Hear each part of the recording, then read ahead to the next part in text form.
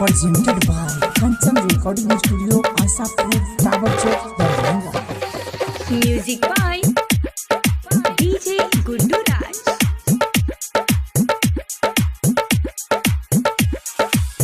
कैची नहीं ले लही रे हजमा, कैची नहीं ले लही रे कैची नहीं ले लही रे हजमा, कैची नहीं ले लही रे बउआ के सके नहा कटबे हजमा, कैची नहीं ले लही रे बउआ के सके नहा कटबे हजमा, कैची नहीं ले लही रे कैची नहीं ले लही रे हजमा, कैची नहीं ले लही रे कैची नहीं ले लही रे हजमा, कैची नहीं ले लही रे बउआ के सके नहा कटबे हजमा, कैची नहीं ले लही रे बाबू के सके नहा कटबे हजमा, कैची नहीं ले लही रे DJ Guddu Madhwani. DJ Guddu Madhwani. कैची नहीं ले लही रे Presented by Kanchan Recording Studio, Asapur, Tower Chowk, Darbhanga.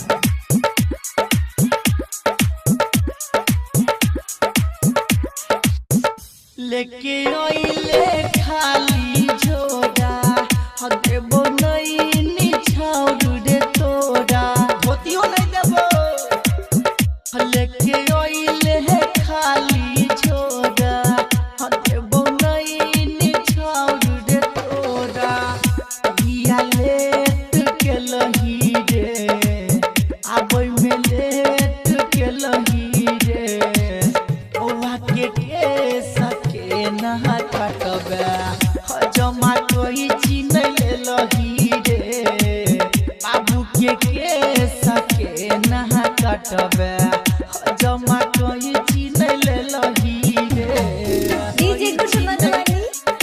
DJ Guddu Madhwani. कैची नहीं ले लही रे Presented by Kanchan Recording Studio, Asapur, Tower Chowk, Darbhanga.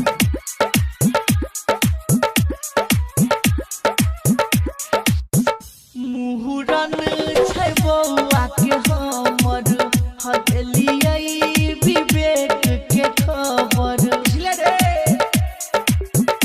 मुहुरन छै बउआ के हमर हदेलियै राघव के खबर सबके नेहुता देलियै रे सबके नेहुता देलियै रे बउआ के सके नहा कटबे हजमा, कैची नहीं ले लही रे बाबू के सके नहा कटबे हजमा, कैची नहीं ले लही रे कैची नहीं ले लही रे हजमा, कैची नहीं ले लही रे